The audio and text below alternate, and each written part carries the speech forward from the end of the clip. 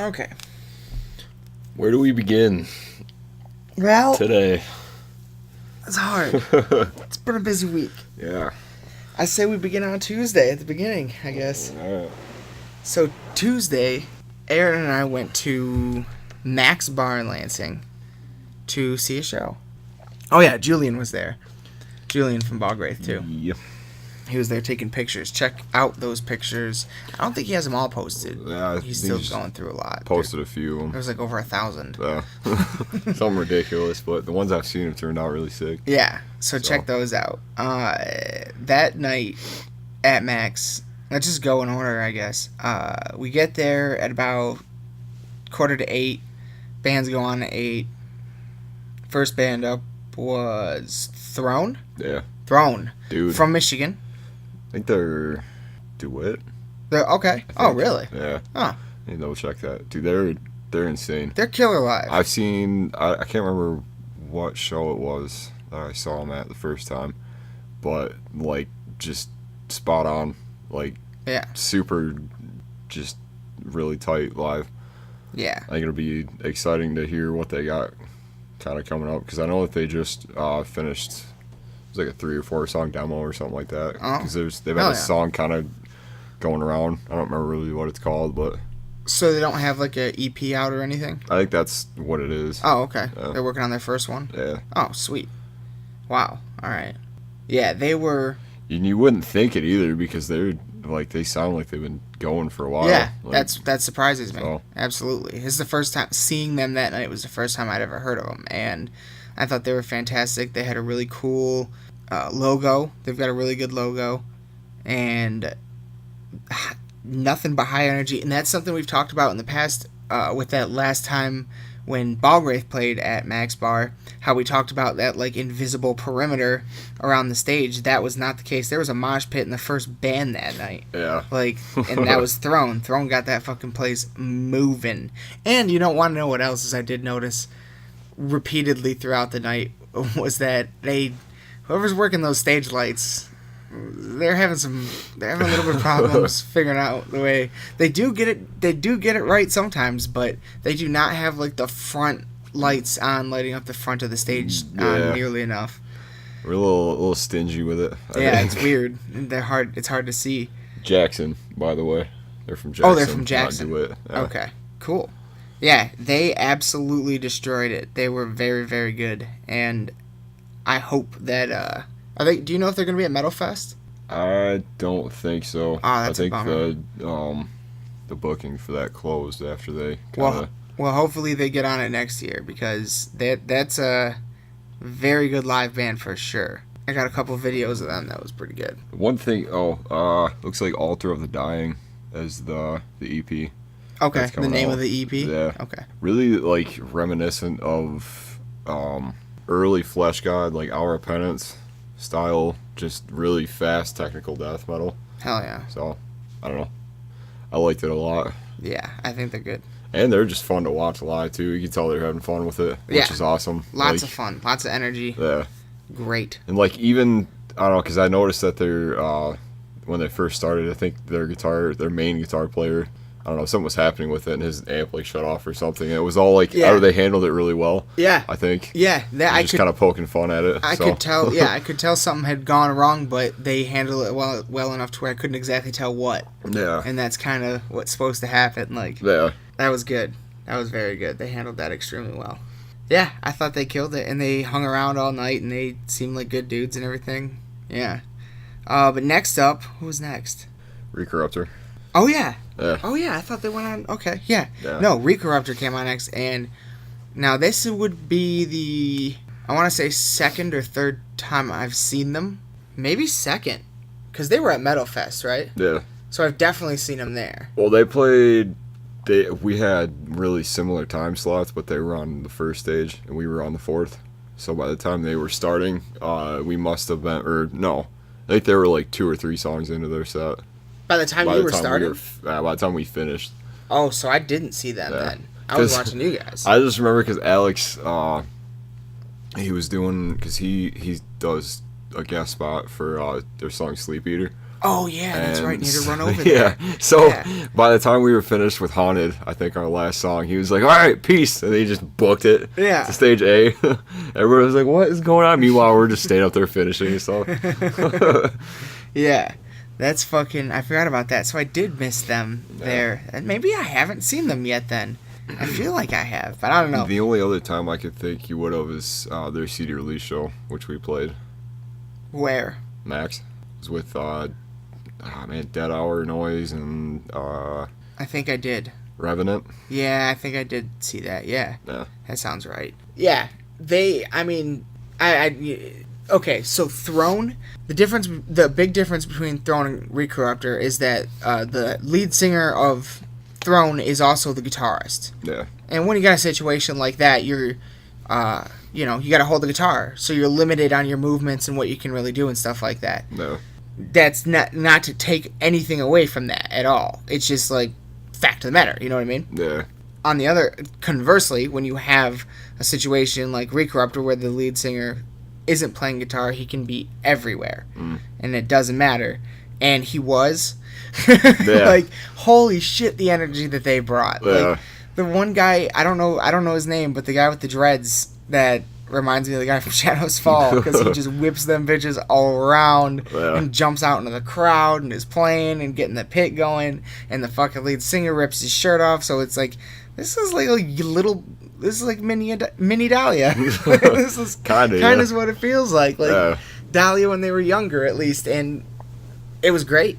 It was really, really good. I really enjoyed, like, both those bands. I was like, these are the band. Like, if you're a touring band who has local support at all their different shows, these are the bands you want opening for you, because they're so fucking high energy. Like, awesome. It's really hard to open a show like that and to get people super into it. Yeah. Like, right from the jump. Yeah. Which is the other thing that kind of surprised me, because a lot of times you see, like, that doesn't always happen. Like, everybody's kind of like, not fully... awkward? Yeah. They're just awkward? They don't have a buzz on yet? Yeah. Because by the end of the night, it was pretty on. But, I mean, it was on from the get-go with this one in particular. Like, Throne just came out and was like, hey, we're here. Yeah. And then fucking Recorruptor was like, in your fucking face. Killing it. Absolutely killing it. I hope you guys' times don't overlap this year at Metal Fest, because I'd like to see you both. Yeah. But yeah, they anyone who ever gets an opportunity to go see Recorruptor, definitely do so, because they put on one hell of a show. Yeah, they're on with the Faceless. Yeah, they got another show coming up. I think it's at the Music Factory. I could be wrong. Oh, cool. Faceless, Discarnate, who are just sick. Are they local? No, I don't know where they're from. Okay. They're really heavy, though. They're kind of like, I don't know, like Lamb of God-esque. Really like, I don't want to say like fight music, kind of, but like that's kind of what I get from them. Right. It's like stuff that you, like Lamb of God, vocal wise, and like everything else mixed with like a little bit of Hatebreed and like Misery Index, kind of. Okay. So. I get that. Yeah, they're awesome. And then I don't know, a couple other bands that are on that. Hell yeah. But yeah, I think that's their next show. Go to that, people, because that's going to be, especially if you're in the Battle Creek area, that's going to be a sick show. And then leave before the Faceless start, because no one likes Faceless. Oh, boy. there's a reason I say that, but I don't know, I just won't go into it. I don't know who they are, so I don't know. I don't know, they're like... They had, because like, all right, so every chance I've had to see them, they have canceled for one reason or another. Oh, and weird. Like, I'm pretty sure they've reformed with like the only original member is their guitar player and their singer. Weird. Yeah, one of those kind of situations. Like they've restarted that whole band probably 2 or 3 different times. Oh wow. One of those kind of situations. Oh boy. So that's rough. Never fun. But yeah, check out Recorruptor for sure, because they absolutely fucking killed it. Now, the next band that came up, I'd never heard of. Exploding Zombies? Yeah. Dude, they've been around since the 90s. That's what I've been hearing, is that they're like Michigan legends. Yeah. Dude, that's awesome. We played, I don't remember what show it was, but we played, I think we might have opened for them one time. Okay. And, like, dude, like, stories that they could tell. Like, I was just standing around there, like, oh, we played with, like, Morbid Angel and, like, Cannibal Corpse and, like, all these other bands and stuff, like around the world and everything, and they were telling us all these different stories and shit like that. Holy shit! Like, yeah, that's fucking awesome. It was just cool to hear something like that, especially from a band that kind of comes from this area. Maybe somebody should do a documentary. Maybe, yeah. Damn. I don't know. They're just, and that was the dude that was talking to us after we were sitting out by the car. That was the band that he was in. Oh, okay. He kind of looks like Alex. Kind of. Like Alex Webster. Yeah, kind of does. A little bit, that same sort of like, hairstyle and everything. Oh, definitely. Yeah. Wow, that's awesome. Yeah, I mean, I could tell that, they weren't a young band. Right. So they weren't quite as high energy, but they were still good as fuck. Like, really, like, good, straightforward death metal. Really tight sounding, too, I think. I mean, after so many years of that. I'm trying to see if I can find out some of the bands they've played with, because I know it gets pretty deep. Yeah, because I do think that is definitely worth talking about. All I'm finding is a Facebook page, and I don't really have much on there in the way of like who they've toured with and stuff. They're from Flint, Michigan.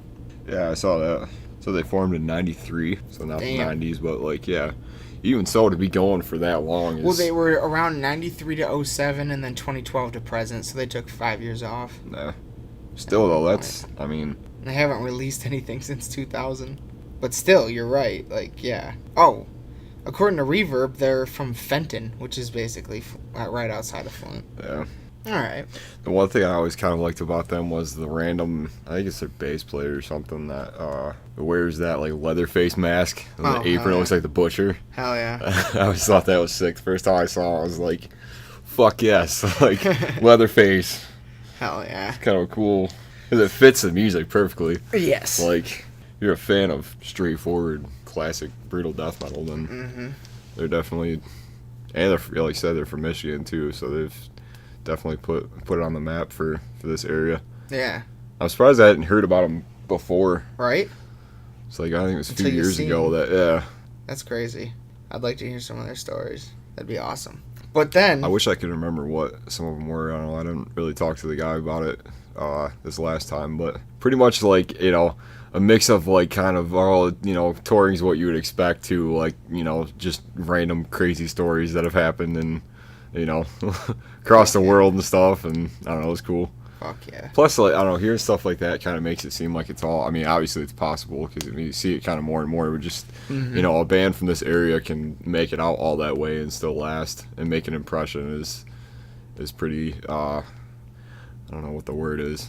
It's inspirational? Yeah, I guess, yeah. Because it isn't common. Right.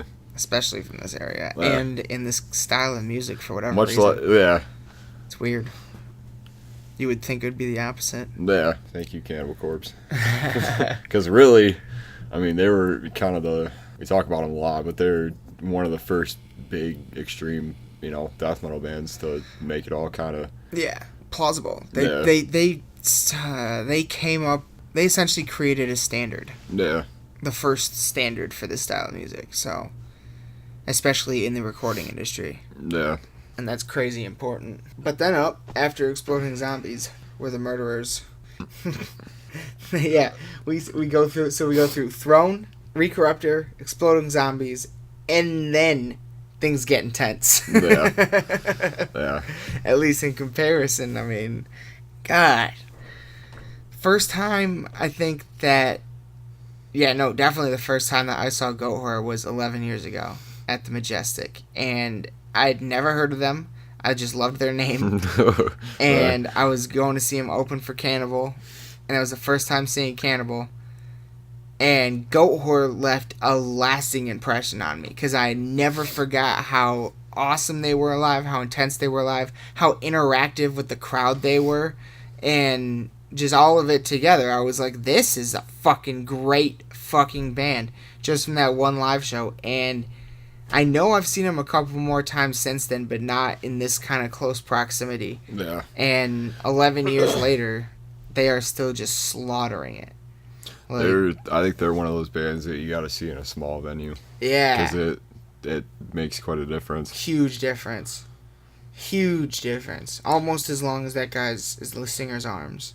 Yeah. What's his name? Ben? Yeah. Yeah, Ben's arms. He's fucking got like a 30-foot wingspan. Dude, that's crazy. Like, God damn it.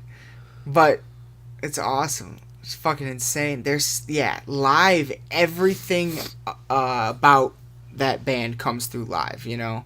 Stage presence, from the fucking gauntlets that they're wearing, you know? Yeah. The instruments they're using, all the way down to the fucking sound, and how it's just constant, intense, fast brutality. And everyone in the crowd there knew that shit, and they were all fucking into it. Yeah, it was awesome. That's pretty much, I mean, as, I don't know, like, pretty accessible, not really accessible, like, I don't know. They're just, I think one of the, as far as, like, black metal goes in the U.S., I think they're, you know, you can't really talk about it without mentioning them. Yeah. Seems like. Yeah. Because they've, I don't know, they've been around for a while, and they've, like, their sound has changed a lot. Yep. Over, especially, like, from album to, like, their first one, which I don't even know really what it's called. I got it here. No. Two, the most recent one, Violent Ascension. Their first one is called... I could see the cover of it, I just can't think of the name of it. The Eclipse of Ages into Black. Yeah. It's got, like, a red cover. Yeah.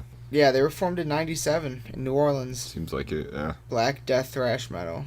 According to Metal Archives. Metal Archives, by the way, is going to be bringing us a lot of information in the future. Yeah. They're fucking solid. They're like the Wikipedia of metal. Cause they don't have... I think they actually stopped taking submissions for bands recently because they're like, we're too far into this.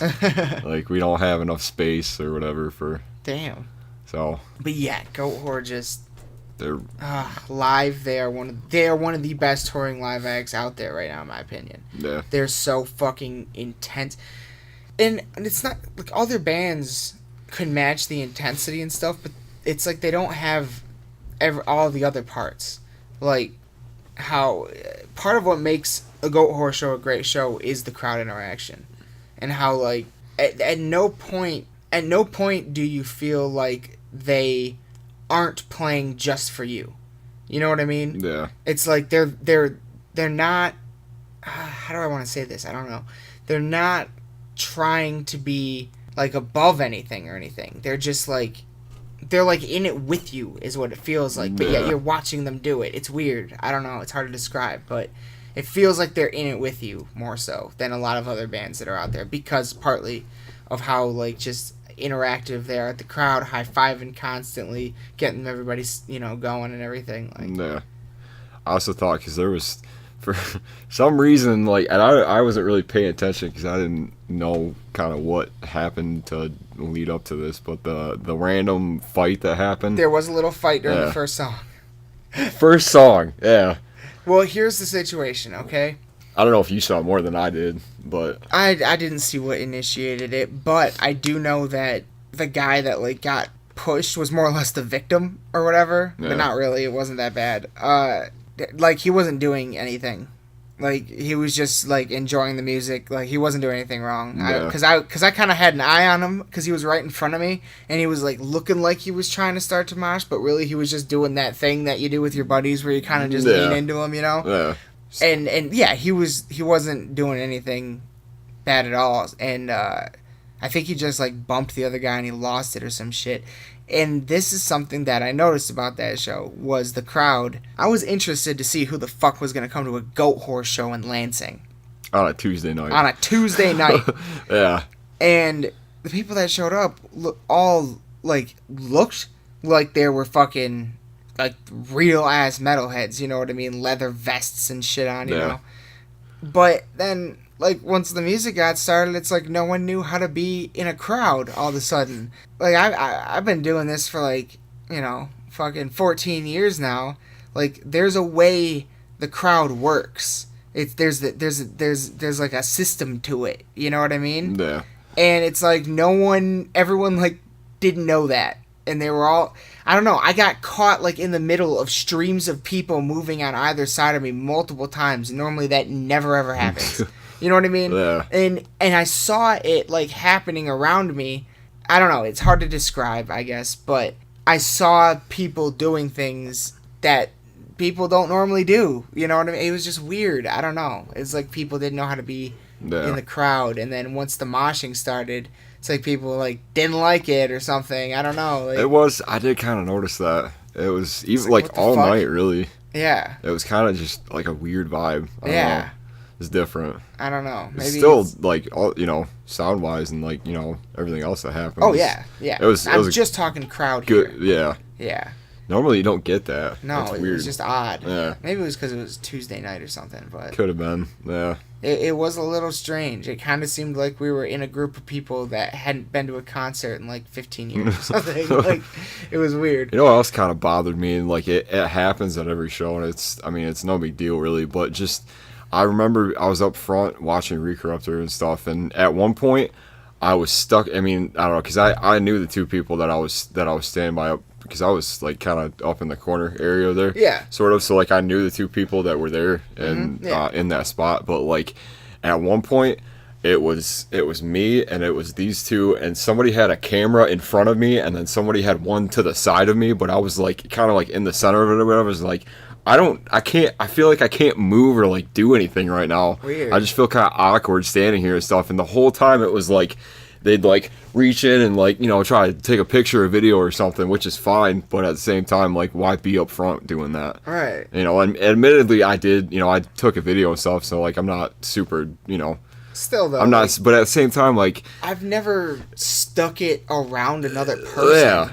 I've never stuck my hand. You held your hand up, not in front. Yeah. It was I don't know, it was just weird to me. It's like I at one point I was like, all right, am I gonna stand here? Am I gonna move? I stood up front the whole time, really, but like at one point I was like, is it even worth it for me to stand up here when first like nothing is really happening? But like I don't know, I just like felt like I was in the way almost. You know what I mean? Yeah. Like of people trying to take a video. Yeah. See, right there is an example. Like any other concert I've ever been to, people hold their phones up if they want to take a video, not out in front, especially if you have to hold your hand in front of someone else's face. Yeah. It's like I just felt kind of like, oh, like I'm in the way of you taking this right now. Like, what the fuck? Yeah. So they just don't know. See, it seems like they just don't know how it's supposed to work. I don't know. There's like a set of like, I don't want to say unspoken rules because they're not really rules, but like more like just like unspoken standards we all know to operate by. Well, it goes kind of beyond like the metal crowd and like music and stuff. It's just common courtesy when you're at a show or an event of any kind, sure, really. Yeah, but I don't know. I do kind of feel like, because the couple times that I've been to shows that aren't metal, it's like almost a culture shock. Because I have like a set of things, guidelines in my head that I know, like, okay, well, this is what happens when, like, somebody falls down in the pit, you pick them up. You don't throw your elbows, you don't throw your fists, you know what I mean? Like, fuck it, there's like, whenever you're in a crowd, you don't fucking hold your hand in front of somebody or whatever, this or that kind of a thing. But at other types of shows that I've been to, I've noticed a different set of guidelines that people seem to follow. Yeah. You know what I mean? So I don't know. Yeah, it's just weird. To me, because when I don't know, I guess when I started going to shows and everything, I was always like, and that's kind of why I tend to not take so many pictures and video and stuff, and I'm pretty mindful of it now. Like, I used to not be, because, at a certain point, you kind of like to have something to remember it by, but, on the other hand, it's like, just be in the moment. I just want to taste. Enjoy it. Yeah. I just want to capture a taste for myself for the future. And then just, hang out, just like enjoy it, be a part of shit, you know, and it's just kind of like, I don't know, I feel like that's kind of lost sometimes. Now, I've been seeing more bigger bands and stuff recently talk about, like, how they don't want pictures and stuff being taken, or like, I don't know if you saw the 9 Inch Nails thing that happened. They pretty much said, like, we're not selling anything online or any like pre-sale stuff. You actually have to go to the box office the day that it opens, stand in line, and then like buy the ticket and stuff. And at the show, there's no pictures or anything like that going on. Well, as long as when you go to the box office, you pay the ticket price and not 50% in extra fees, then okay, I can support that. Yeah. It just kind of sucks because that means the only people getting tickets are in the area. Yeah. If you live an hour away from the box office, come on, man. But it was more, I think it was more just the concept of, like, just getting people out and just, you know, around other like-minded people. Yeah. And I think that was one of the things That's that was a in the good idea. post was, like, oh, you actually have to have, you know, like, I think it was worded, like, you may come across other people, like, other like-minded people that you may have to talk to. Right. To get, you know, it's just, and I don't know, I've been seeing more, like bands, putting out, like, not necessarily like waivers or things, but like saying like there's no like photography or like pictures or anything. What a lot of them are doing is fucking, like Joe Rogan talks about it. There's like a company you can hire to come to your shows, and then what they do is they take your phone and they put it in this like sealed bag, right? Yeah, I think and I then, saw that. And then you take the phone in the bag in with you. It's still in your pocket. Yeah. But you can't take the phone out of that. But if, like, you know, the example Joe Rogan used was, let's say, you know, you're at a comedy show and you got someone at home watching the kid, you got a babysitter, and the babysitter's calling. You can still pull your phone out, see the babysitter's calling, get up, go out, and they'll open the bag for you and you can call. Yeah. You know what I mean? So it's still... Right. You never don't have your phone with you still. You just, like, can't have it out talking or taking videos while the show's going on. Yeah. And that's especially, like, comedy, you know, it's very, very different. Like, the comics, whenever they go on the road, are usually working out material for the next special. So if someone films it and put it online, then all of a sudden everybody knows jokes before they're supposed to see them on the special. You know what I mean? Comedy. It's not the same as metal at all. Comedy. Music. Yeah. Comedy specials are, like, because, like, really, unless it's, like, something that's really funny or, like, topical at the time, like, everything's only really funny once. Yeah, like exactly. one time, you know what I mean? Yeah. I feel like that makes sense because it kind of like preserves or gives people a reason to kind of come and see it and stuff. And it gives them a reason to watch the special when it comes out. So, right. yeah, no, I totally get and support that. Like, I might, like, if I was at a comedian show, I might want to take a picture of the comedian on stage just because that's kind of cool. But I do not want to take a video. That doesn't, like, I don't want that video. I don't even want to remember the jokes when the special comes out. You know what I mean? Yeah. But the band, you know, music is very different. You listen to the same song by your favorite band 50 million times, and then when you see it live, ooh, let me get a little, you know, just a taste. Yeah. But no, I definitely don't. I never sit there and record like a full fucking song. You know what I mean? I've seen people do that. I'm way too busy headbanging. Yeah, most of the time, yeah. Well, cause, you know, the other thing is, like, I don't know. I just feel like whenever I do it and I'm in front of somebody, I know how annoying it is. I do try to be mindful. Yeah, so I'm a little more like, all right, well, you know, I've got a couple seconds of it. Let me, you know, put it away and like just kind of, you know, go on with it or whatever. But if I have the ability, I do everything I can to use my body to block my phone for the people behind me. Yeah. You know what I mean? If I have the ability to get the shot like that or whatever. Yeah. I am, definitely mindful of that for sure. Because there's nothing worse than watching the show when you're right in front of the stage through a phone. Yeah. That's in front of you. Yeah. Like, just, you know. Occasionally, I'd be lying if I said that nothing cool ever happened. Like, there have been times where that's happened. Like, I'm right there and someone right in front of me is standing there filming. And sometimes they'll, like, zoom in on something at just the right time and actually get something really cool, and it kind of like is cool to see or whatever. Yeah. But for a whole song, come the fuck on, like. Yeah. Don't get me wrong. Like there have been times, and it was at the last time I saw Dark Sermon. Okay.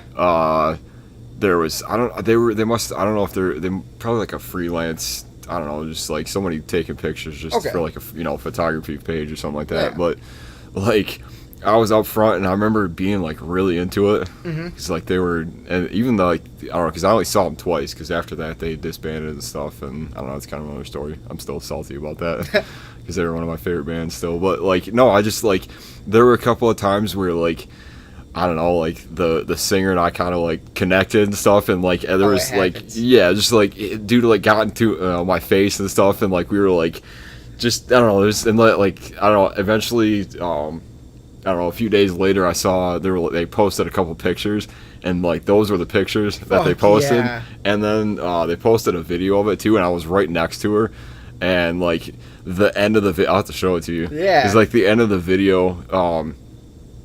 He like gets right in the camera and then like screams into the camera. That's fucking and like awesome. Yeah, dude, it's sick. Hell yeah. So like stuff like that's cool. Yeah. You know, if every so often you'll get bands like that where like you won't expect that, and then if somebody, especially if someone, I definitely want phones at shows. Yeah. I want people taking videos because one of my favorite things that I used to do was fucking find myself in mosh pits. Yeah. Videos online. Yeah. That's so much fun. Even if it's like the back of your head, you're psyched. Yeah. Yeah. Yeah. I'm in that. Fuck yeah. Like, I love that shit. Yeah. So I definitely want them at shows, but be courteous, be mindful. Yeah. Don't be ridiculous. And most of the time, honestly, the only real, like, good videos of anyone in a mosh pit are at outside concerts, because inside ones you can't see shit. Yeah. So, and at an outside concert, I don't give a fuck if anybody's filming. It doesn't matter as much. Yeah. So I'm talking about like the smaller. Yeah, I'm talking. Tiny venues, size of a basement or something. But yeah, great fucking show. That was great awesome. Fucking show. So what were you gonna say? It was awesome. Like, Yeah. I don't know. I'd seen him. I think that was the third time I'd seen him, and what was it? Second or third? I don't know. Don't matter. But yeah, I don't know. It was every time. That show was so good that I am now 1,000 times more excited to see them again in October when they open for Arch Enemy at the Machine Shop. Oh yeah. I'm pumped as fuck for that now. And from now on, anytime they're coming in the area, you know I'm going. Like that. I imagine in the next year or so they'll be back. That was such a killer show. Like, I will go to that every time it comes. $10? Yeah. $10 for that shit. Are you Yeah. fucking kidding me? Yes. God, so many, come back so much more. Please. That's what I'm saying. Max is, like, for what it is and everything, when they get big shows, they, like, it's, you remember them. Yeah. Like, I've gone to so many memorable shows there and seen so many awesome stuff that, like, I honestly, I don't remember the last time I went to the Loft to see anything, but it's never because, I don't know, to me, I'd rather, I mean, obviously the Loft can hold a lot more people, but I think it's just the environment that I like more, because I don't know, it just seems, because, like, I don't know, Max just has history there. Yeah. Like, every time, you know, it's cool to go to some place, like, Smalls the other night. It was cool to just, you know, hang out and just kind of like look around and just see all like the stickers and just and just thinking about all the, you know, all the other bands that have played there and stuff, and just, I don't know, just something about like the cool dingy environment that's, you know, that just has like personality to it, I guess. Yeah, it's fucking badass. The venue almost adds to the experience in some ways. Absolutely it does. No question. Yeah, no question. Like, look at the Machine Shop. Like, the way it's, all the decorations on the walls and everything are what, like, but you look around and you're like, holy shit, that's metal. Oh, that's metal. Cool. Yeah. That's metal. Every so often, I've come across, like, you know, stickers and flyers and stuff and been like, oh yeah, that band's played here. Yeah. Or like been surprised by like seeing a logo or something and Yeah. been like, oh shit. Definitely. Yeah, that's cool. Back on to, well, okay, so technically this is our third album artist episode. Yeah, I think so. Yeah. So, okay. So, Goatwhore on Tuesday in the week is where we started. I don't know if we're going to get to the end of the week. On Friday, Aaron and I went to Cannabis Corpse. Let's talk about it. We went to Smalls for the first time. Either of us had been there in Detroit to see Cannabis Corpse and a handful of local Detroit bands. Acid Witch, Snafu, and Shit Life. Shit Life, yeah.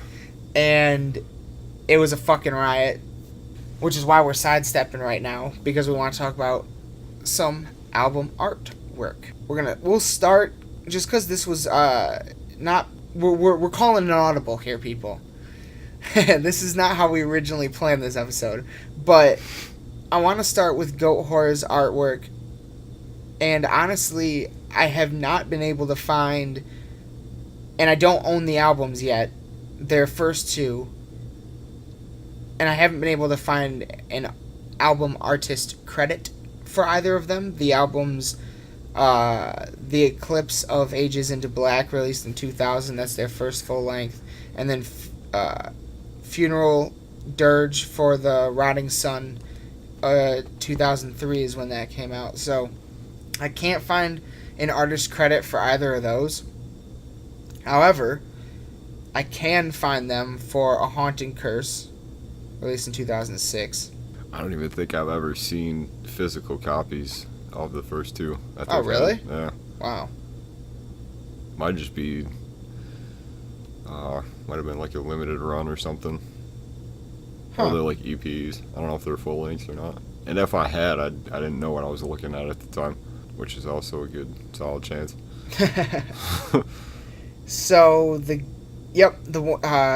guy credited for A Haunting Curse's cover art, which is great art. It's really cool. I like it a lot. His name's Jacob Bannon. He's an American vocalist and graphic artist. He's Jacob Bannon. His band's Converge? Yeah. Oh shit. He's the lead singer of Converge. I never knew that. Yeah. I never knew I knew because he does all their artwork for Converge. He also did for Goatwhore. 100%. Nice. He's also been vocals for Super Machiner and Wear Your Wounds. However, Goatwhore is far from the only band he has worked with. I know he does. Plus, like, all of his stuff has a really unique style to it. Mm-hmm. It's all like realistic. Yes. Sort of. Very. Kind of. Yeah. Like I've seen. I don't know what you call it, but I've seen that kind of art a lot in comic books. Yeah. He's done artwork. It doesn't say cover art. It just says artwork for a band called The Life Once Lost. And then he did 4 covers for As I Lay Dying. That makes sense. Including Frail Words Collapse, Shadows Are Security, A Long March, the first recordings compilation album, An Ocean Between Us, and The Powerless Rise. He did cover art and layout. He did at least cover art for all of those. He's also done, Converge, like we said, artwork for Full Blown Chaos, Holy Ghost, Integrity. It's a lot of hardcore bands. Knut, K-N-U-T, Luddite Clone,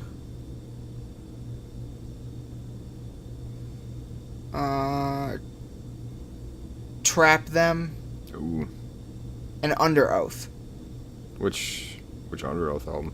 They're only chasing safety. They're only chasing safety. Special edition cover art. Oh yeah, okay, because they did one of it was like the picture of the girl's face with the oxygen mask on it. And I think they did another one with I think it was like a painting or something. He has done like design and layout and art direction and stuff like that for some other bands, but those are what he's credited for in terms of cover art, at least. And that's for, again, Goatwhore's A Haunted Curse. Then we get to Carving Out the Eyes of God, which is one of the best titles, like, ever. Between that and in terms of Goatwhore titles, I think either that one or Blood for the Master is really good. Yeah. It's just like a strong title. So the gentleman credited with that artwork is a guy named Brian Ames, A-M-E-S, designer for Metal Blade Records. So he's probably done quite a bit. Yeah. Let's get started. Interior, he did a cover art for. Okay, so lots of like design, art direction, and layout credits. I'm not recognizing many of the bands. I'll read them off real quick and see if you... Oh, Austrian Death Machine. He did artwork. Nice. I know that one. Let's see if you know any of these. Abnormality, Allegion, Interior, Arch/Mathos, Armored Saint, Beyond the Embrace, Bludgeon, Brain Drill, Broken Hope. Any of those you recognize? Which Brain Drill album? He did Layout for Apocalyptic Feasting and Quantum Catastrophe. Dude, they're so good. Hell yeah. They're super, like, just gore grind, death metal. Like, drummer from who's playing with Trivium now. Oh, cool. He was their old drummer. So more design and layout work from him. Charred Walls of the Damned, Cryptic Slaughter, Denner / Sherman, Destiny's End, Desultory, Epidemic, Flat Sam and Jet Sam, Fueled by Fire, Galactic Cowboys, Goatwhore. He did the layout for Lust in Space. Hatchet, Hellstar, Immolation. Nice. He did Here and After, Failures for Gods, Close to a World Below for Immolation. Job for a Cowboy, he did the layout for Sun Eater. Keep in mind, again, these are all layout and design credits. Joey Vera, John Arch, King Diamond. He did cover art, actually, for 95's The Spider's Lullaby. And then he did design work for The Graveyard, House of God, and Give Me Your Soul, Please. He's designed stuff for Marty Friedman. Merciful Fate. He's got design credits for In the Shadows, Time, Into the Unknown, 9, and Evil, the single. Noctum, Panic, Passive Possession, Pentagram, Razor, Revocation, Rude Awakening, Sacred Reich, Secret of the Sky, 6 Feet Under. He's done design and graphics for a lot of their stuff. Looks like you've done a lot for Cannibal too. 6 Feet Under. He's done Haunted, Warpath, Maximum Violence, Bringer of Blood, Graveyard Classics 3, Undead, Unborn, Cryptic of the Devil, Graveyard Classics 5, Number of the Priest. Cool. Torment, and more. He's done more than that, too. Slayer, he's done layout work for Show No Mercy, Live Undead, and Hell Awaits. Yes, I love that one. The Absence, Thought Industry, Veminance, Viking, Visigoth, Wardog, and Warlord. But like you were about to say, back up top, he's also done Cattle Decapitations, design and layout work for To Serve Man, Monolith of Inhumanity, and the Anthropocene Extinction. Thank you. And I only know that because I listen to that album almost like once or twice a week. So it's awesome. I don't know how it all works, but he has graphic and design and layout credits for a lot of Cannibal Corpse. What Cannibal Corpse has he got? All of them. Looks like all the major ones. Design. Yeah, literally all. Well, just about. There's one or two that are missing. But damn near all of them he's got design and graphic layout work for. But also, so that's like his kind of, his portfolio. Then Goatwhore, he has the cover art for Carving Out the Eyes of God. And then he also has layout credits for Blood for the Master and Constricting Rage of the Merciless, which is not an album. I don't know what that is. Yeah, it is. That's the one after Blood for the Master. Oh, I have that one. It's the one with FBS on it. But, so that's the one I don't have, actually. But those are just layout credits, not cover art credits. The person that has a cover art credit for Blood for the Master and Constricting Rage of the Merciless is named Jordan Barlow. He has done vocals for Cancer Patient, Gas Miasma, Psychon Vex, and Ritual Killer, those bands. And then he's done only a little bit of graphic work, those two for Goatwhore, and then one for Harp. He did Luminiferious for High on Fire. He did Saint Vitus and Sovereign, an album cover for Sovereign, or artwork for Sovereign. So yeah, those are kind of those are all the guys that have worked with Goatwhore and have done a lot of other stuff too. Shit. So there's Goatwhore, God, I keep fucking their name up. Goatwhore's album, artist, artwork people.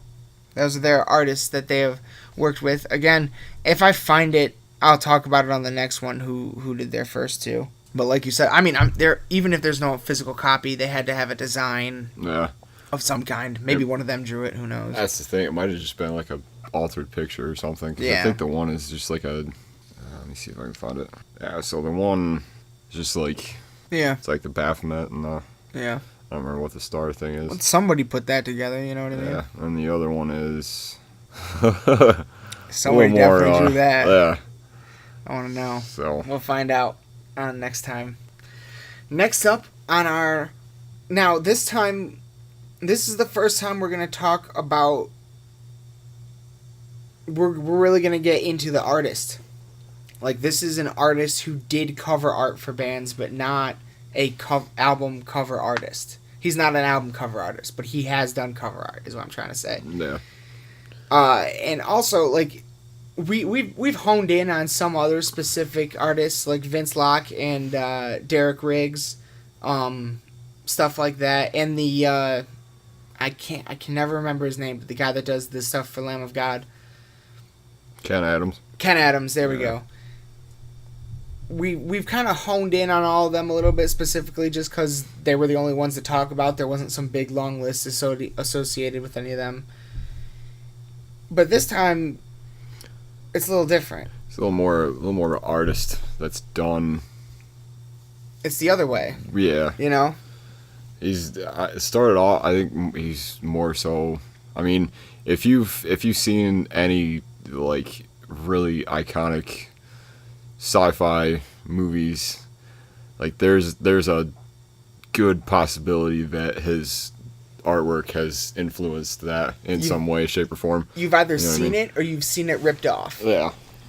Not necessarily ripped off, but like, nodded to. Influenced by. By, sure, yeah. But, yeah. Who is it?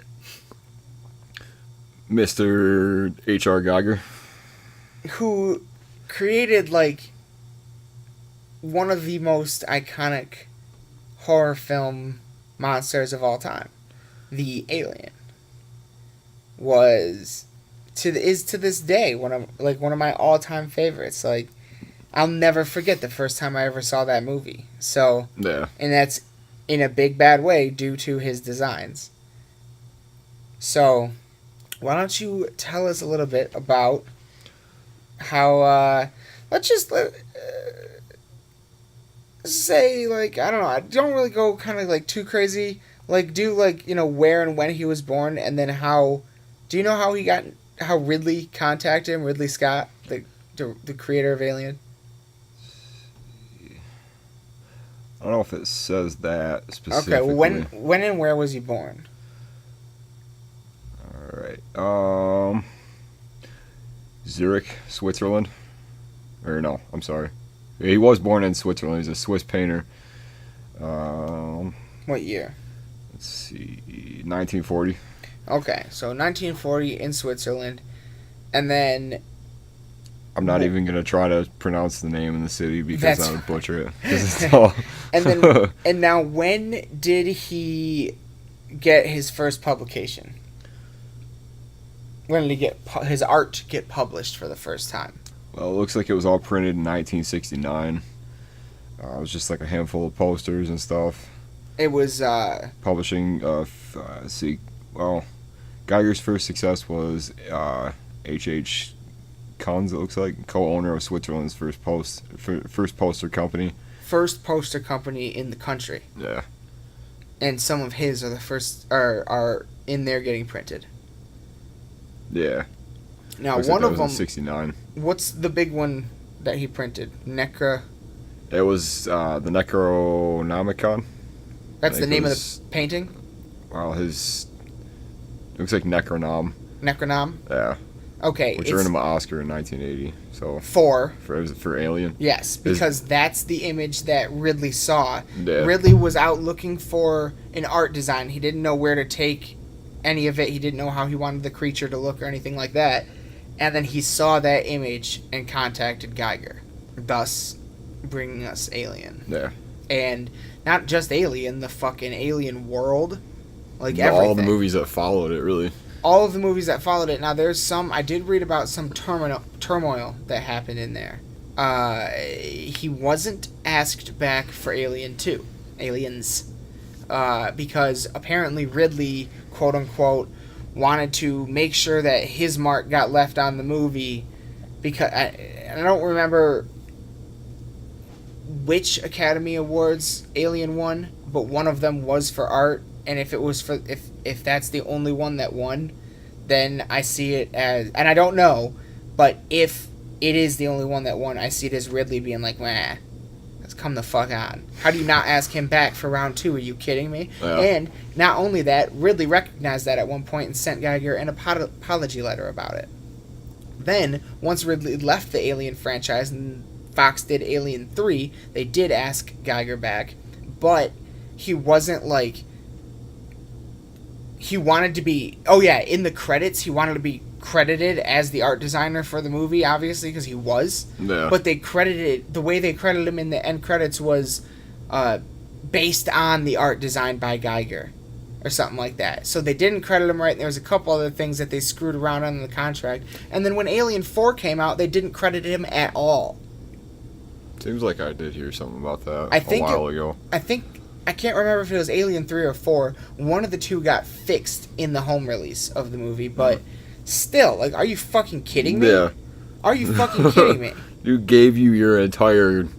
everything. All your set pieces, all, like, your monster. Yeah. Like, the reason that it is... the reason why people come to your fucking movie. Yeah.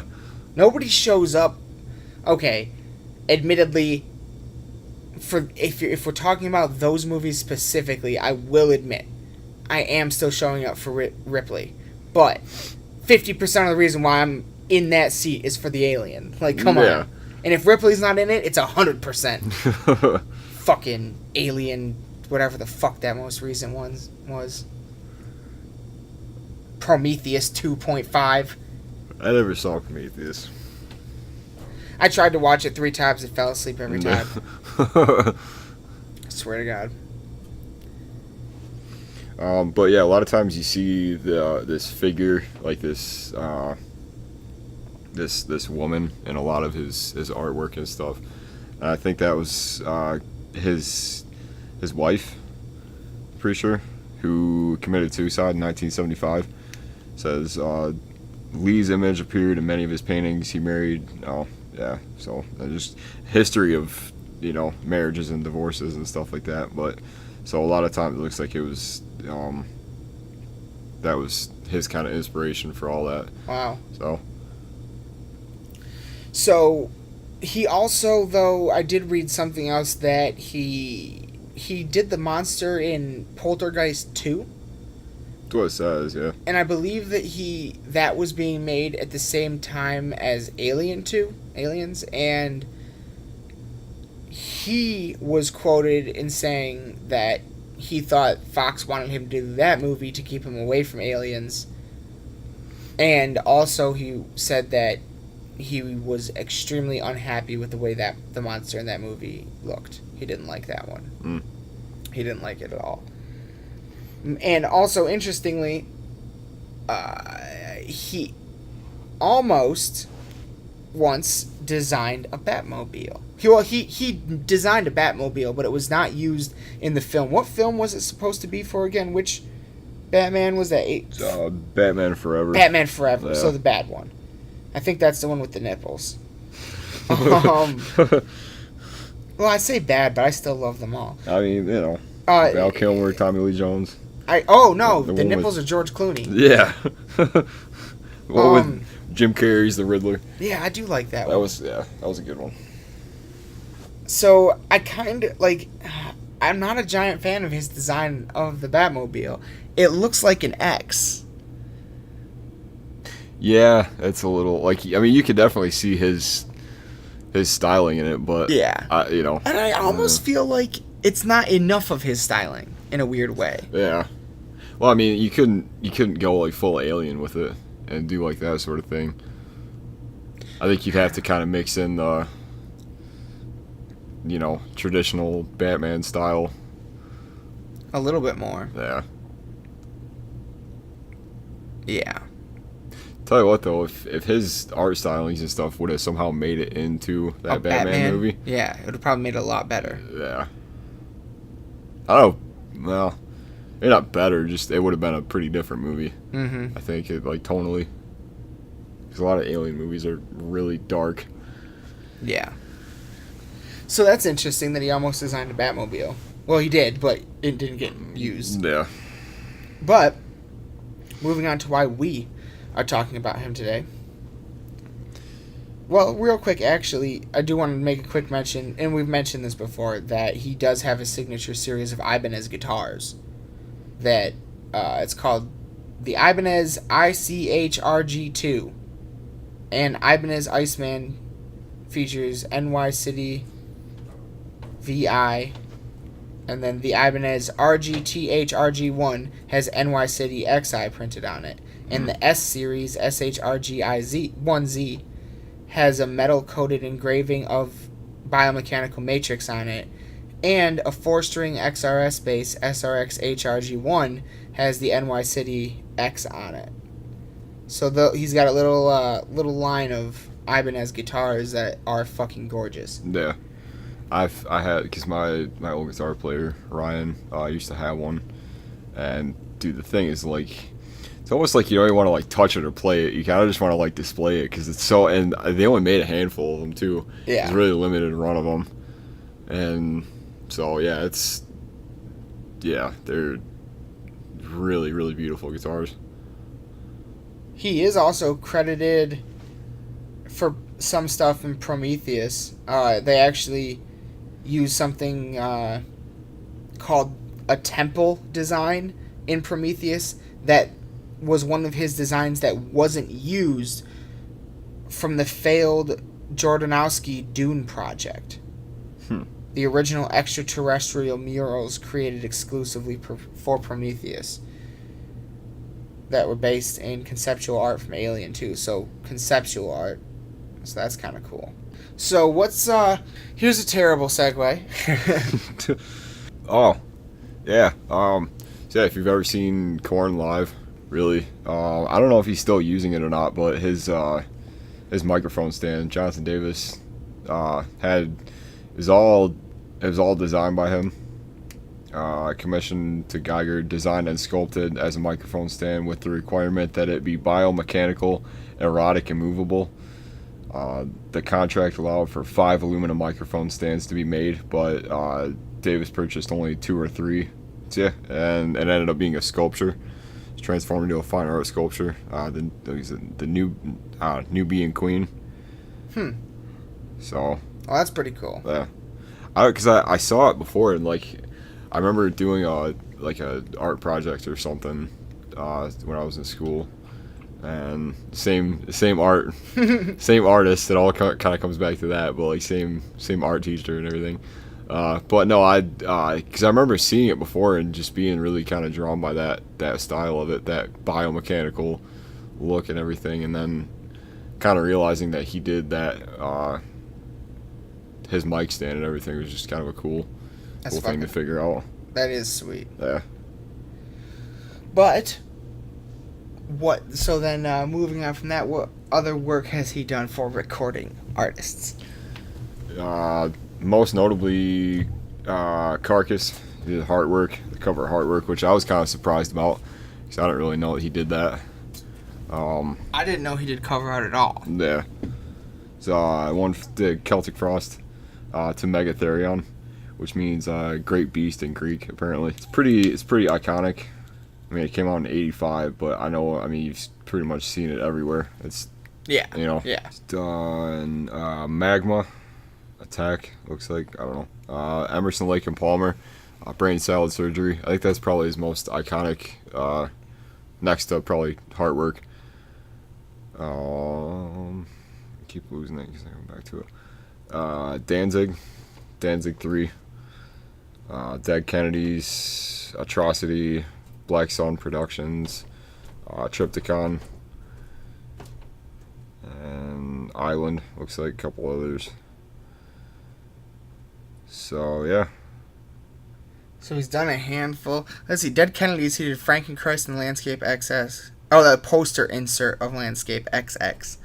And I think it's funny that when you look at his art and then think about the same band's other art, like think about the most famous Danzig cover with the skull on it, and then look at that. Yeah. It's intensely fucking different. Yeah. Danzig 3, How the Gods Kill. I actually never seen that cover before. It's kind of sick. Yeah, it's awesome. It almost looks like it has 2 alien mouths on it from the movie. Wildly different than any other album covers out there. Yeah, you can, like, it's just instantaneously recognizable work. Yeah. So cool. Especially if they, I mean, he does stuff other than the biomechanical, but if that's what the people like request or whatever, then you can tell like immediately that it's him. Yeah. I said I've always wanted to get a tattoo or something in that design, just with that style. The biomechanical? Yeah. Yeah. It's fucking sick. Yeah, I will someday. Still trying to decide on all that. It is a really crazy design. Honestly, I wouldn't, if I were to do something like that, I would go get like some nice hardbound book of all of his work and pick something out of that. You know what I mean? Well, I mean, my only thing about it is finding an artist that can do that. Oh, that's and doable. Replicate it. Oh, it's there are. I'm not into, I don't have any tattoos. I don't know the scene very well or anything like that. But from what I understand about people that are into it, there are some really great artists around here, like in the Michigan area, at least. So it's definitely something that's doable. All right, so fuck it. I guess we will talk about what happened on Friday. For the first time, we go to Small's Bar in Detroit. Now, it was actually kind of fun because mainly it was the first time that all 3 hosts of the show had gone to a concert together since the show began. Back in November, all 3 of us went and saw Children of Bodom at the Majestic in Detroit, but we didn't start the show until January, February, something like that. So it was pretty cool to have all 3 hosts and going to a show at the same time. Small's Bar is kind of a little bit, as far as I understand, a little bit of a landmark in Detroit. Again, it was the first time I personally had been there. Preston, the other host, has been there before. I can't remember who he saw. It might have been like Great White or something like that. It is in Hamtramck, Detroit. People from Michigan know Hamtramck. I don't know how long it's been around, though. But I know it's been around for a long, long time. Smalls was established in 1999. Okay, there we go. Oh, yeah. And the building itself is really strange because it's on a physical corner. Like next to a flower shop. Yeah, like which I thought was kind of funny. When you go to open the door, you're opening up the corner of a building, kind of. Apparently, it used to be a bank. Oh, yeah, that makes sense. Yeah, it does. Because when you think about it, like, you walk in and it's like a bar. You just walk in and it's a normal fucking bar. Yeah. And then you walk down this weird little hallway into what is the venue. What is the venue? When you think about it, I wonder if that's where the fucking vault was. It kind of looks like that, doesn't it? Now you say it, that makes sense, because there's no, like, windows or anything like that. It's really kind of a weird, like, structured place. I don't know. So, I mean, that probably would make sense now that you say that. Weird. Huh. I wonder if we just watched a concert in a vault. That's cool. So, yeah, I fucking loved the venue. Like, I absolutely loved it. I thought it was great. It felt like it was Detroit's Max. It was just a little tiny bit bigger, but still, like, by far one of the smallest venues I've ever been in. Yeah. Sound was really, really good. Yeah. Really good. Like, surprisingly good. And even, like, when we walked in and stuff, watching the first band that was playing, I mean, because we were there, like, I think probably halfway through that set. We only saw, like, a song or two from Shit Life. Yeah. Who were... quite good. Yeah. Very good. They were killing it. Really grindy style, like, fast, minute songs. Yeah. Minute and a half songs, but it was, like, I don't know, sound-wise and everything, it was super clear. Yep. Like, I was actually really surprised because you're never really sure when you go to a venue like that how the sound is going to be and everything. And a lot of places have made a lot of changes in the way of like sound, you know, like monitoring and all that stuff. So it's gotten a lot better, I've noticed. But sometimes, you know, especially in a place of that size, yeah, it's really because, you know, a lot of times it's just loud. Yeah. And there's no real dynamic or anything like that. But there wasn't, you know, even standing super far away from it or even like really up close, there wasn't a point where it just felt, you know, overpowering. No, not at all. So, and it does at max. Yeah. Definitely. Yeah. The sound was just, and it was crystal clear. Yeah, it was really on point. It was kind of crazy. Yeah. And I mean, we're talking about a venue so small here. There's no like guardrail. Like anybody who like wanted to could have just stepped right up onto the stage. Like, yeah. Very tiny, and yeah, just really cool. I really hope that more shows that I want to go to come through there. Yeah. And it was awesome fucking seeing some local Detroit bands to know, some local shit on what's going on down there. We just mentioned how Shit Life. We came in a little bit late, but we saw a couple songs and they were fucking awesome. Yeah. And then next up was Snafu. Yeah. Talk about them. I felt like when I was watching them, I was taken back to like early like 90s era punk. Hell yeah. Like punk hardcore style, like that sound, especially coming from Detroit. Mm-hmm. Like just, I don't know, just the whole vibe and like feeling behind their whole set was awesome. I think like just standing back and watching it, not necessarily like, you know, moshing or anything like that, because I don't know, like I'm at the point where I just enjoy watching live bands, live music and stuff.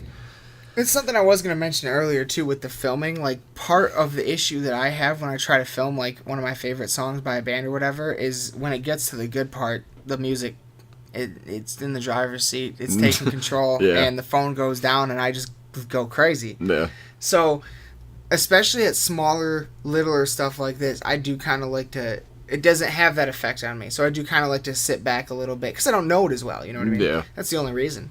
So I do kind of like to sit back a little bit and just, like, take it in, you know what I mean? Dude, I think they only played, like, 5 or 6 songs? It was a shorter set, but... it was, yeah. Whole time I was like, man, this is just that raw, like, no bullshit style, you know, really, I don't know, just, like, a good mix of, like, punk hardcore, I guess. You know? Yeah, and the singer, also another guy that looked like Shadows Fall. Yeah, a lot. They were giant dreads. Yeah. Yeah, if you saw the video on is it like the Instagram story? And yeah. I think I might have put it on Facebook too. Yeah. Of the guy windmilling. Fucking great. Yeah. Fucking awesome. Dude, I was mad because I was gonna grab a CD or something from them, but they were sold out. Oh damn. Rightfully so. I mean, hey. Yeah. You know, I guess that's a good problem to have. Right. Really, but hopefully they sold out that night. Yeah. They didn't like show up sold out.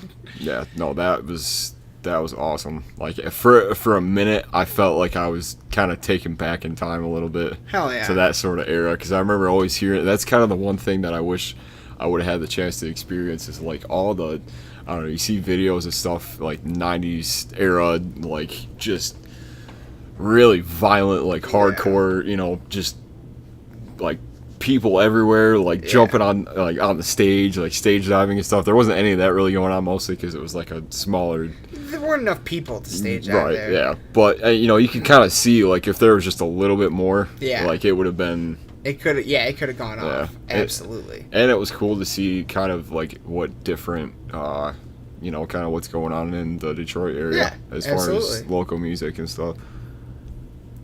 And next up on the stage was a local Detroit band called Acid Witch. I don't think they were local.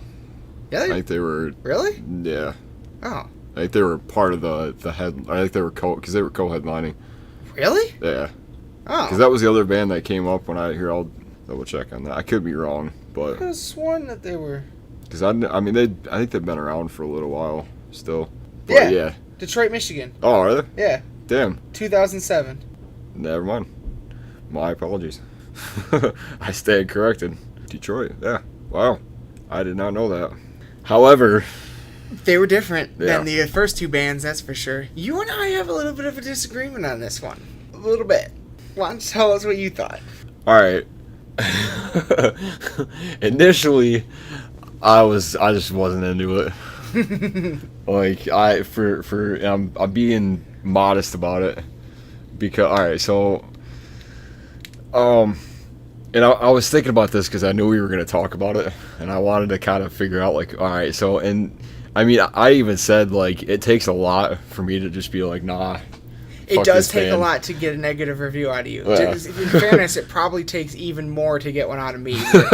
We're not very good at like that. But yeah, like I negative. Generally, even if it's not something that I'm really into from the jump, I can usually find something I do like about it. And I will say that musically it was like, even though it was different, and I feel like it was a weird spot for them to like. I mean, all right, so the lineup itself was just weird. Just being kind of like the type of show that it was. But, I don't know, it was like... Well, there was something that you did find that you liked. Yeah, I feel like their guitar player was... and I'm going to say this from just a perspective of seeing them for the first time and like even really hearing about them and never like, even hearing an album or anything. Neither of us. So I'm fairly new to their style or whatever, but like I feel like their guitar player was probably one of the better points of their show. He's like all of his solos and stuff are really on point. Good. Yeah, crazy good. And like I don't know. They were at least entertaining to watch. Very. I feel like they had a lot going on as far as because during the blank space before they started their songs, they kind of went into like, oh, this song's about whatever, like I don't know, like I can't remember what smoking he said. Weed and watching old horror movies and stuff like that, or sacrificing something, watching the maggots crawl through the casket, and I don't know, something like that. Like, that's cool. Yeah, it kind of puts your mind in like it's pretty much like it was as if like they watched a bunch of like old like snuff horror movies and were like, what would that sound like? Like can we make a band that sounds like kind of what that was about? And it was cool because that was kind of one of the things that got me into like I don't know, there was a point where I was kind of into those kind of horror movies and stuff. They're really like kind of like be campy. Yeah, yeah. Evil Dead. Yeah, that sort of thing. And so there was a point that was cool because it kind of took you into that place or whatever. But like, it was the vocals that did it for me. I couldn't like. It was cool the first song, but I didn't think that he was gonna do it the whole time. But like it was the Joker thing. He had that like cackling. Well, he's obviously going for a witch. Yeah, right. And a lot of their songs were about sorcery and like witchcraft and stuff, which was it fit the music. And I'll give you that. Like that's what I was gonna say. Is that it sounded it worked with the music. Like it didn't sound bad. Yeah. And anybody that wants to hear what we're talking about, you can. I'm sure check them out on their CDs. They got 2 or 3 CDs out or. Two CDs out, and I think one came out last year, so maybe 3. No. But I did get that in a video on the Instagram, so check it out on the Instagram or Facebook if you want to see like this cackling laugh that he kind of does. And I don't even want to impersonate it because I wouldn't do it justice. I don't think I can just do it offhand like that.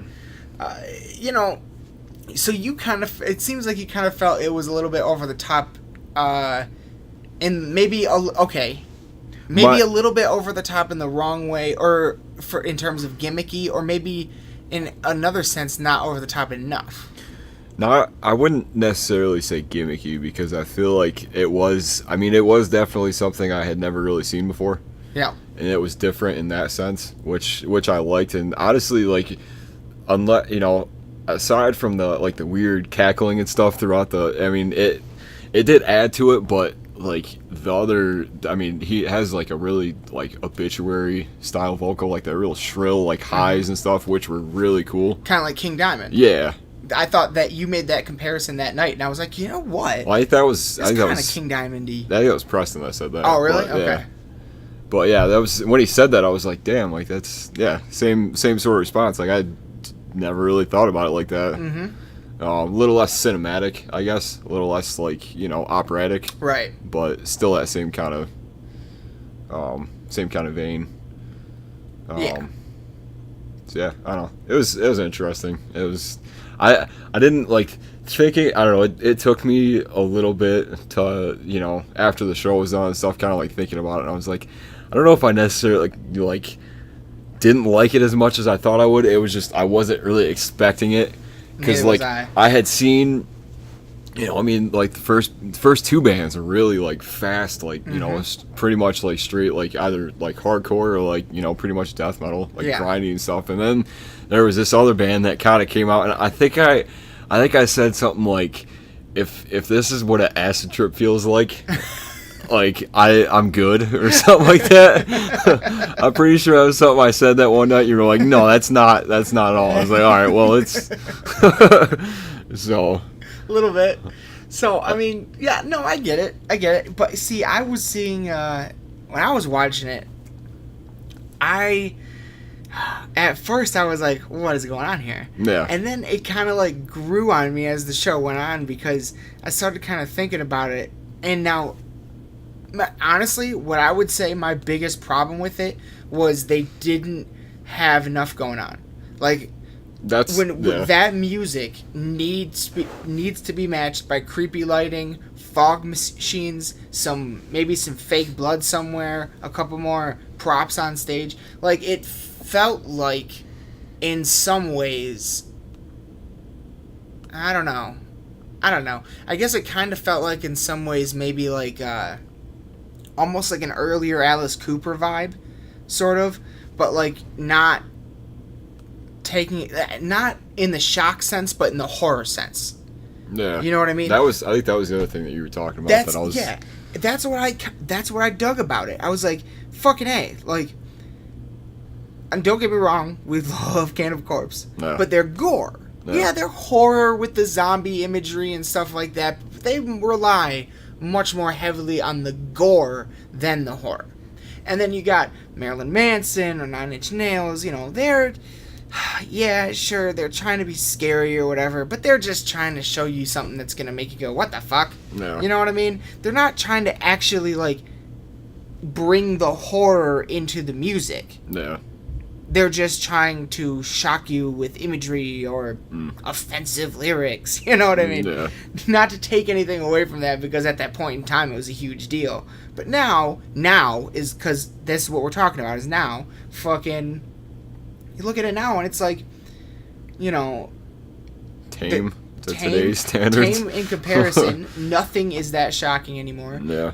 But also, and I didn't even really think about this much until I was watching Acid Witch, and I was like, nobody else is doing the horror thing in metal right now. Like, nobody's bringing that element. Now, but it's what created Black Sabbath. Like, we can credit horror films in a big bad way for helping create heavy metal music from the beginning. Because I watched a documentary once, I think it was probably a Sam Dunn or something, where Tony Iommi said, you know, we came up with the idea to use the tritone and use the lower sounds and try to scare people with music, because every day we'd be in our practice area across the street from a movie theater, and we would notice that the only time the movie theater had lines around the block was when there was a horror movie playing. Like, oh, horror sells, so let's try to scare people with music. Yeah. So horror, the genre itself is critical to the evolution of the sound that we all love. And it seems like it's gotten away from it a little bit. Now, granted, if you look at, like, culturally, you know, we now have movies like Saw, you know, Hostel, you know, these sort of things that, you know, sure, yeah, it's still horror genre.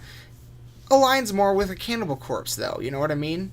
Like, what about, you know, something that's just there to creep you out, you know? Not try to, like, rip someone's guts out, you know what I mean? Yeah. And I appreciated at least them like kind of like bringing that into it in a big bad way. Yeah. I wish more bands would kind of play with that imagery a little bit or something. I think it's cool to... You know, honestly, if they would have added, you know, kind of what you're saying, just kind of... a fucking fog machine. I feel like, yeah, like... Have the singer wear a thorny crown. So, you know? That would look sick. Yeah. just that extra little added sense of, you know, creepy. Yeah, make it, you know, kind of more of a show than theatric. Yeah. Didn't really have a lot of theatrics. No. And it's primed for it. That music's like made for it. Yeah. Like, I was kind of thinking back. It's kind of surprising that they didn't. Shit, vaccination even spit blood. Like, so no. I had an appreciation for him, and I thought that it, you know, it kind of seemed like, you know, a little Ailstormy in a sense that, like, I'm probably only gonna throw on Ailstorm if I'm drinking. You know what I mean? Yeah. I'm probably only gonna throw on Acid Wish if it's October, but that's not necessarily a bad thing. No, like. To, like, be associated with that is cool, and quite frankly, I don't think enough metal bands associate themselves with Halloween the way they should.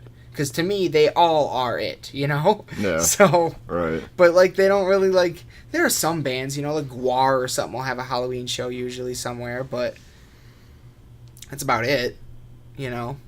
Yeah, nobody's really doing the stage show kind of like, you know?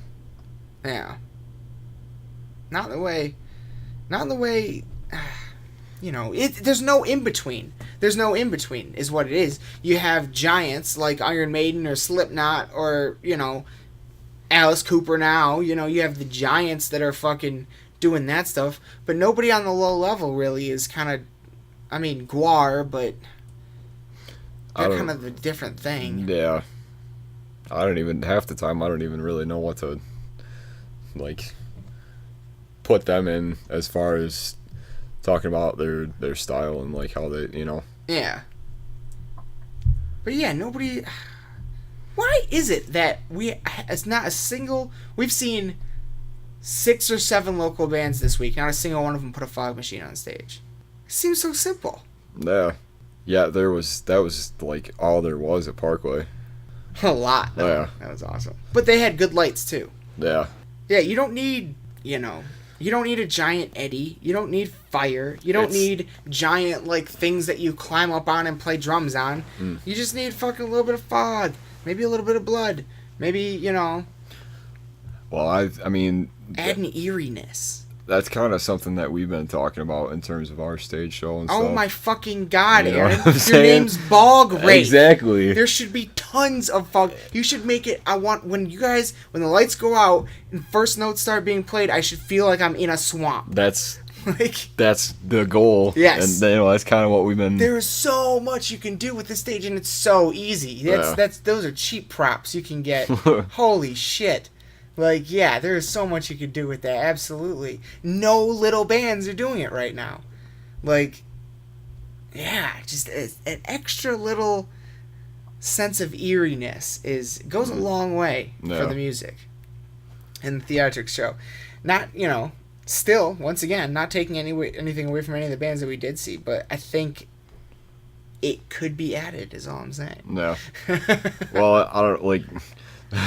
the only time that I've ever been, like, well, I don't know, I guess there's been a couple of times where we've played shows that there's been, like, smoke machines and stuff, but, like, when it works, it's sick. Mm-hmm. But when it doesn't... When doesn't it? What's that situation like? When more so from a drum standpoint, but when the smoke machine goes crazy and, like... nobody can see what you're doing, and you can't even see what you're doing because it's too thick because the smoke machine just kind of goes crazy. Like, I've been in that position a couple of times.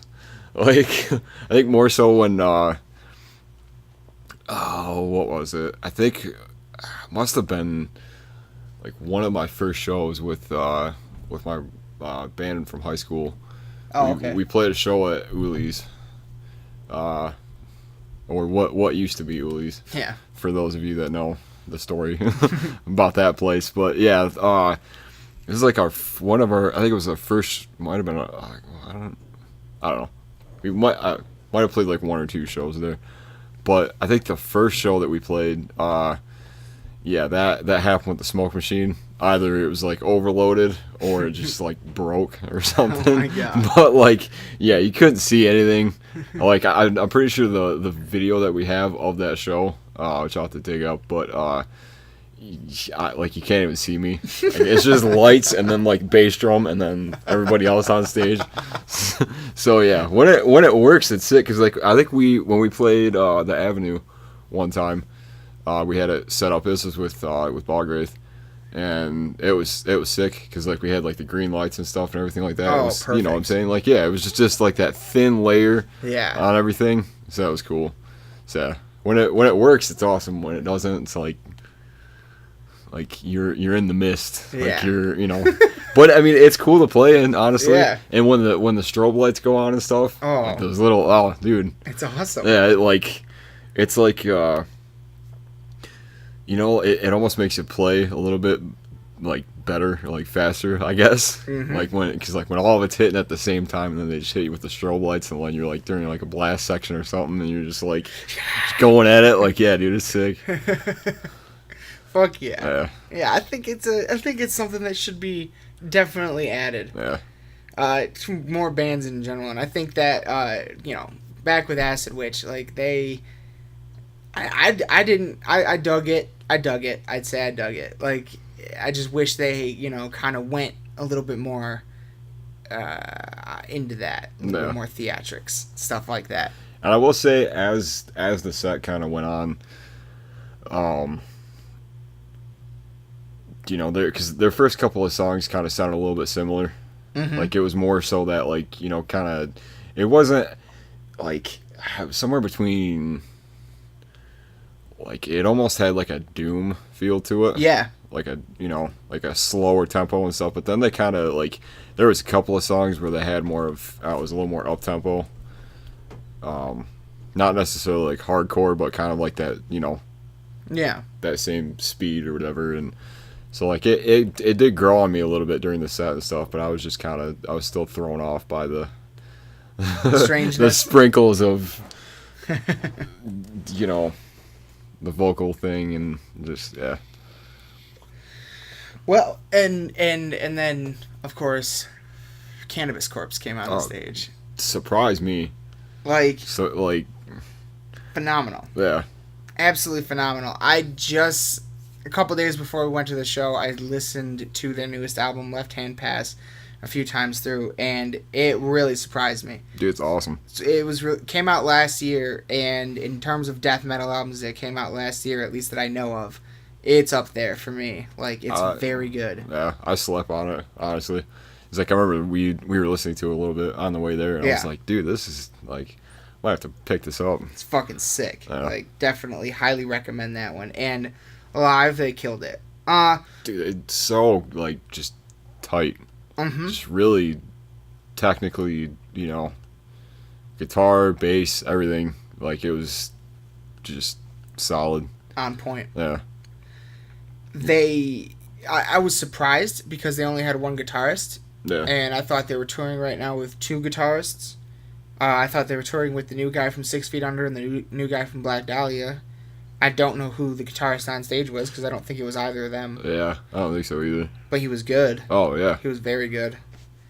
And so was the drummer. Yeah, like you said, just all very tight, very good.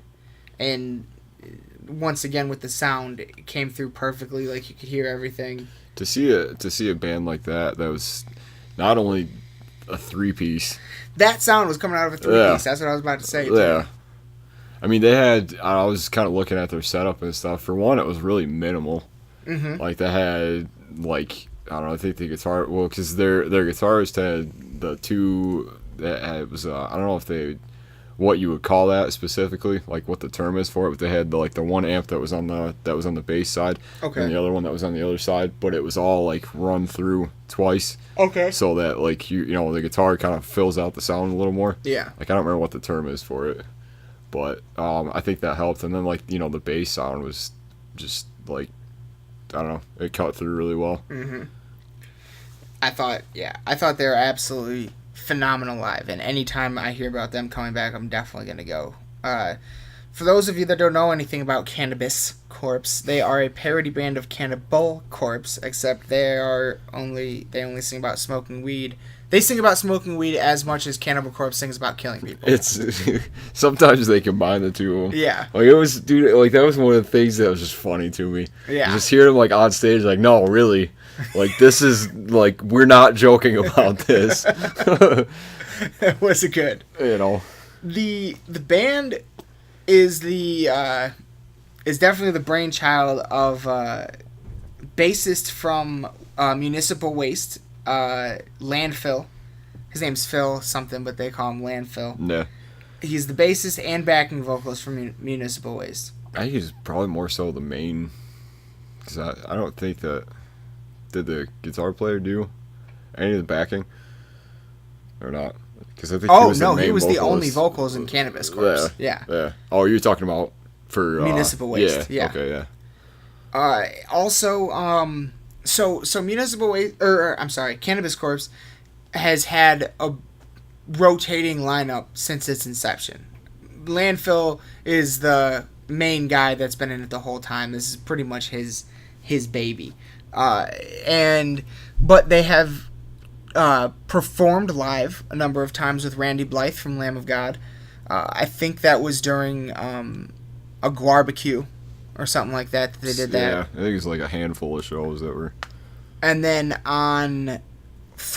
they have an album called From Wisdom to Baked. On that album, Trevor Strand from from Black Dahlia Murder does guest vocals, and so does Chris Barnes, who was the original vocalist for Cannibal Corpse and now 6 Feet Under. And yeah, so they've and those are just kind of like the notable like vocalists they've worked with. They've worked with a lot of notable musicians as well.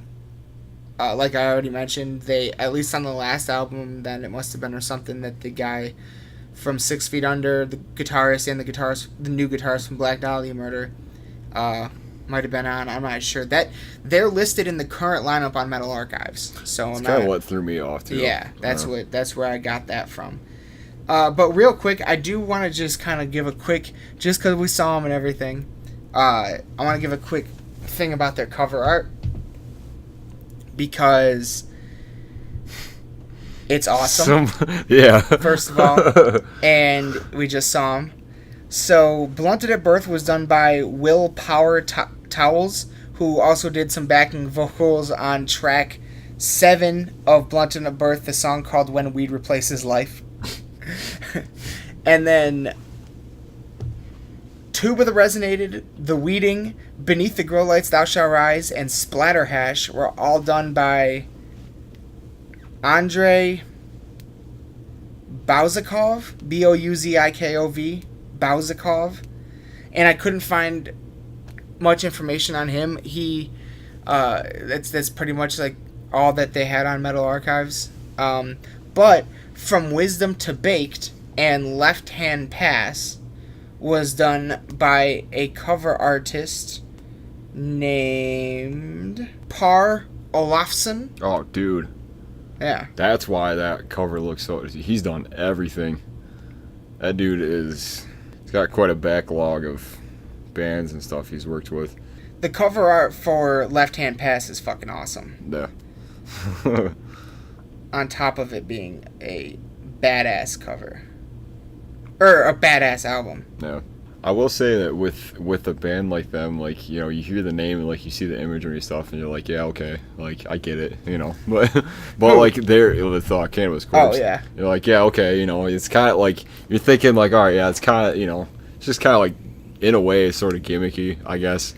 But when you see it, when you hear it live, it's actually really good. Yeah, like, it's just, there's, a lot of, like, lyricism and things that are throughout that mix with it and stuff, which kind of makes it what it is. But technically speaking, and like, from a musical standpoint, it's really solid. Yeah, like they're kind of pulling like a Steel Panther in a way. Like, it's a gimmick, but it's like really good.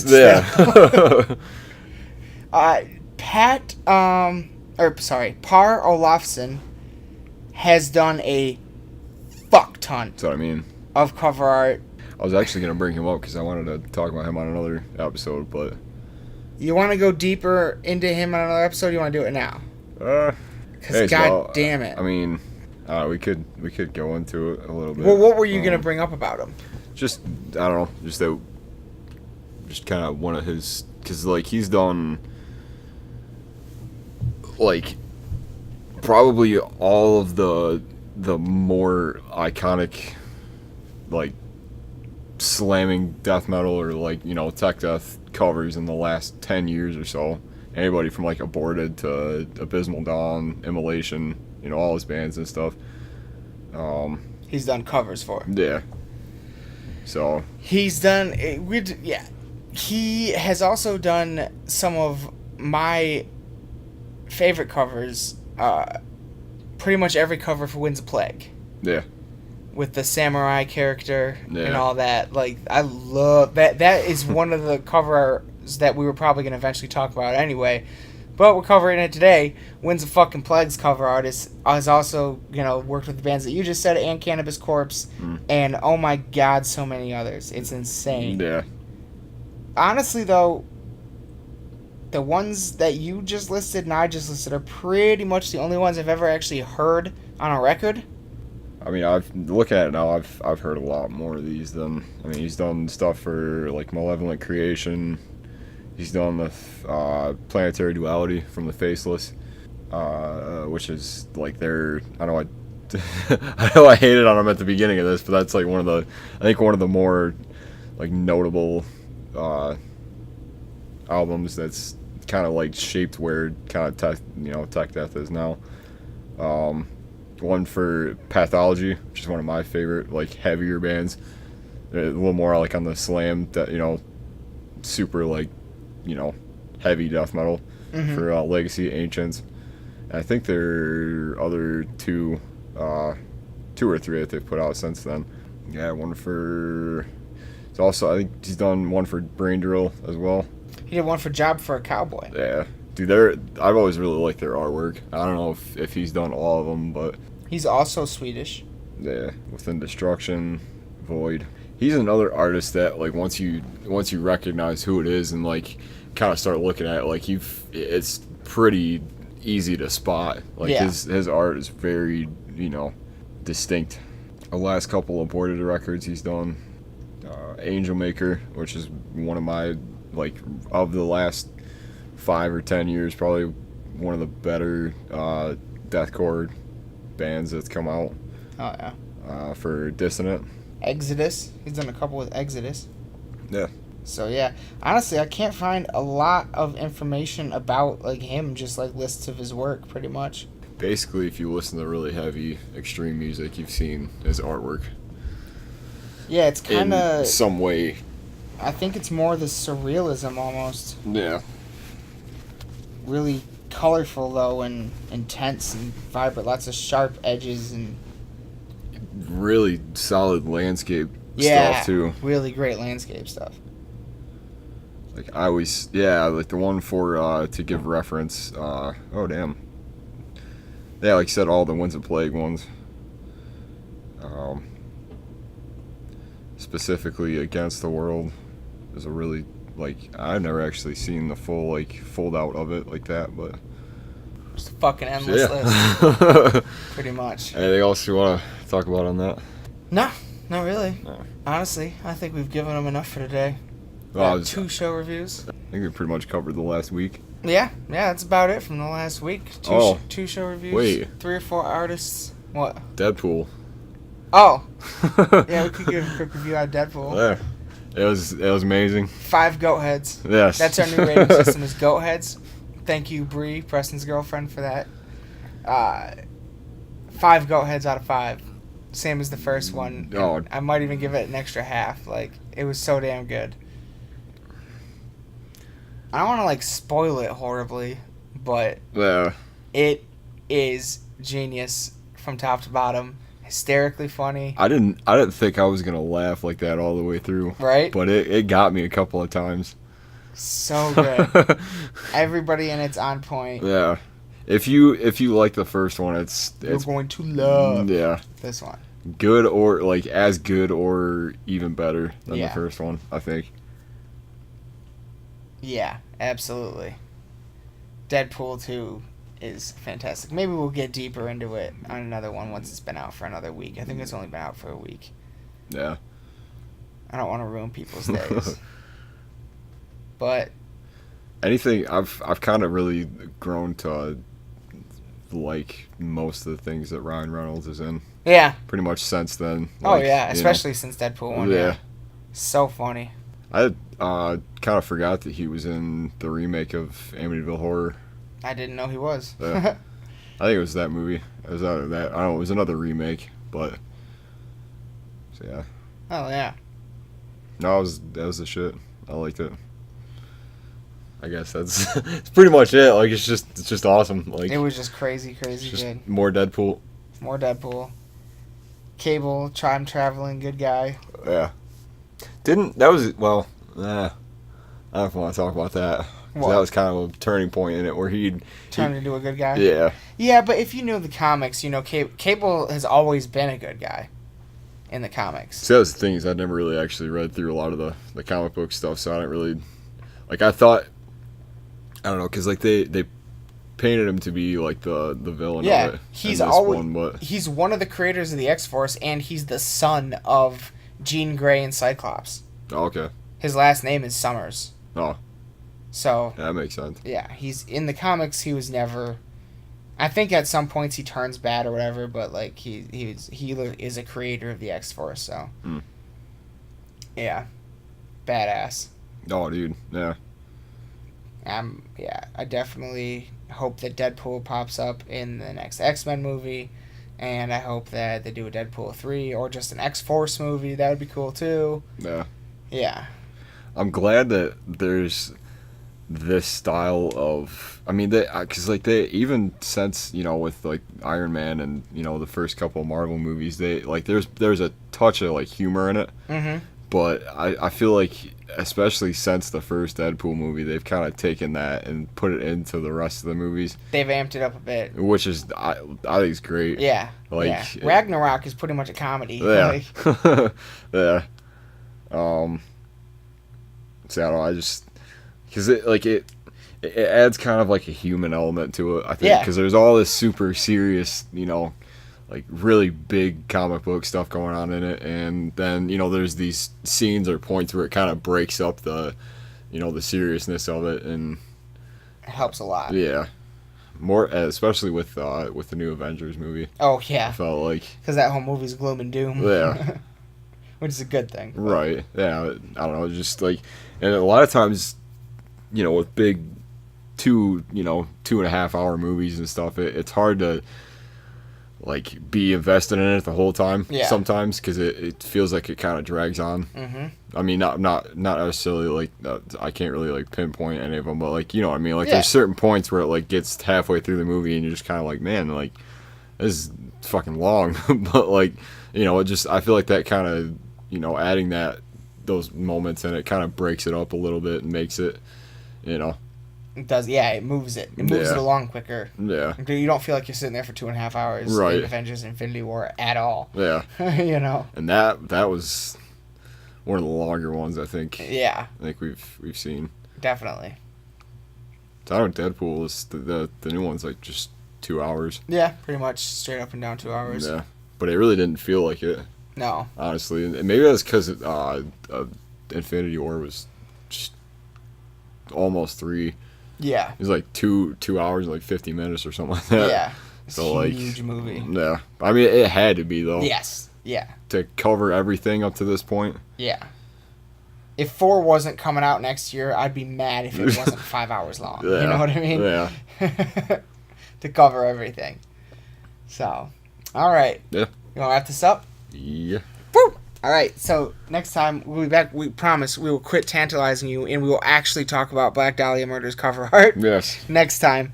We got a little extra pieces of information for it though that we don't have currently, so we will next time. Hope you enjoyed, people, and don't forget to check out your local bands. You never know. Because I don't know, I've always, I guess like the last thing I want to just add to it, it's kind of something that I've been thinking about this week is like, I remember seeing a post a little while ago that said like all your favorite bands started out as local bands at one point. Fuck yeah, they did. And I mean it's obvious, pretty much. But like, you know, I just feel like it's more so since I've kind of gotten older and been able to go to more things like this locally, I guess. But there's a lot of super good acts and music, and not so much just like metal, but just, you know, in general, you know, local stuff that's going around that is really solid. Yeah. And it, you know, it's just cool to see things like that, and you know, it's just shows that, you know, there's just a lot more to going to shows than just, you know, seeing the big bands. Yeah, or seeing the one band you went there to see, to see the one song or whatever, you know. Yeah. It's a whole thing.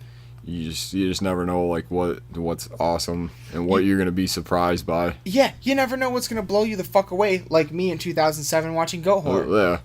Never having heard of them blew me the fuck away. And back then there were only a few albums in; they weren't that big yet. So that would have been like a Haunted Curse-ish time period. So something like that. Yeah. Only 3 albums in. Yeah. And they were fucking phenomenal. So you never know what's gonna blow you away. Go to as much fucking shit as you can, especially if it's $10 fucking. God damn it! You kidding me? It's awesome. All right, that's it, really. All right, people. Next time. Peace.